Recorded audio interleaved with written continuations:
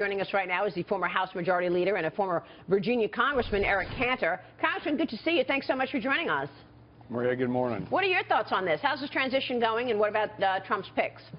Well, look, I think that one thing is so striking about Trump's picks is the difference that we see in this upcoming cabinet than that which we saw 8 years ago.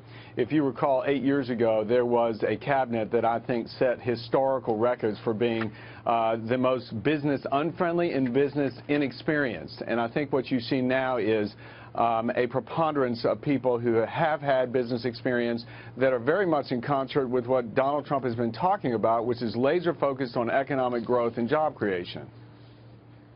That's his plan. It's a growth plan, and it's a lot of businessmen and women really handling that. So do you think this new approach, having business people in charge of these important agencies, in charge of policy, will work? Absolutely, Maria. You know, having been 2 years now outside of public service and in the private sector, things get done in the private sector. And, you know, that for so long now, we have had a paralyzed Washington due to the Obama administration and its inability to get things going and to resolve problems and to go forward. I think what you're going to see is a breath of fresh air when it comes to next week when the Trump administration is put into office, and there's going to be a lot of activity, as we already are feeling, within not only the legislative branch in Congress but also in the regulatory arena. Congressman, it's Dagan McDowell, from your home state, by the way. Hey, Dagan, how are you? Good. Do you worry, though, that Congress gets bogged down, particularly on the repeal and replace of Obamacare, and doesn't take care or take advantage of that low-hanging fruit? And I'm talking about cutting corporate taxes, individual tax reform, and even regulation rollback. Well, I mean, Dagan, as you know, as all of us know, that it is imperative that we get rid of Obamacare as quickly as possible. It's been a disaster. You know, I was there when it passed. It was passed in a very haphazard, inappropriate way, in fact, and it's been terrible for the American people. So quickly, as we're seeing, the House and the Senate are going to go and pass the first step towards getting rid of that law. And I think once President Trump is in office, he will have access to the tools and the levers that will ease the transition, that will provide the bridge from the repeal to when the Congress can get about in passing final replacement. So I don't think that there's going to be a block for doing that and getting in the way for the tax reform measures that have been a lot of discussion around in this town and around the country, in fact, the world.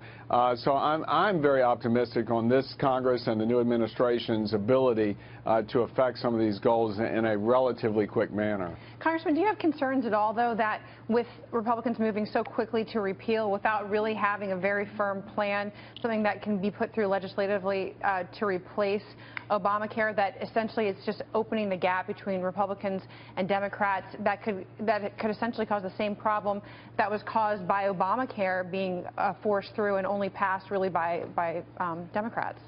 See, but this is the myth that is out there about there not being a replacement plan.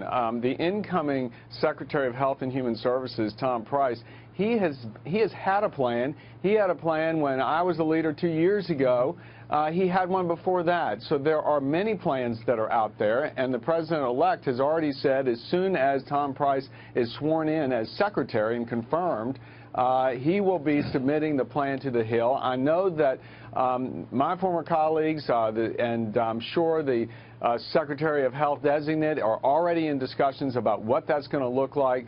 Vice President-elect Mike Pence surely is steeped into all the issues surrounding a replacement plan. Again, I'm very confident that you're going to see a coalescence around that to get this done. Here's Peter Cantor. I have just a quick question, which is picks up on two of the themes, which is, yes, we're seeing less thinly disguised contempt for business in the White House, which is great. But one of the questions I have is, under the phrase or rubric, if you build it, they will come. I see a lot of energy creating a plan, but where is the engagement of business? When you have a health plan where the two major providers, United and Healthcare, drop out, what are you doing to bring these powerhouses back in so that everybody can engage in competitively offering great service to the American people? Well, listen, there's no question that this is the concern. We have seen a near collapse, if not one, in the exchange markets because these insurance companies are unable to make money and are losing a lot of money in participating in the Obamacare exchanges.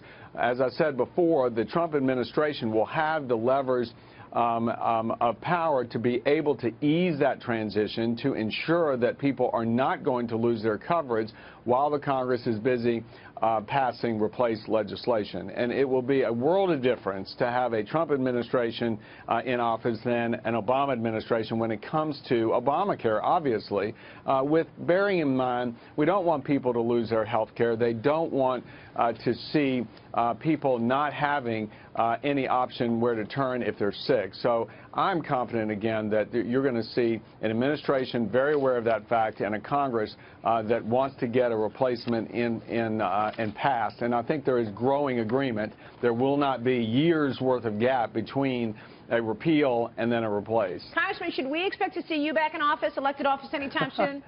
Maria, as you know, right now I'm Vice Chairman of Moelis & Company, and I'm really excited about where I've been over the last 2 years, learning every day. So I'm good where I am now, but I've learned in life, you never say never, but right now very focused on providing our clients at Moelis & Company with the advice and judgment in these times where you see a lot of business opportunity, but certainly a lot of geopolitical risk out there when it comes to government policy and its intersection with business. All right, we'll be watching you then, Eric. Thank you so much for joining us, Congressman.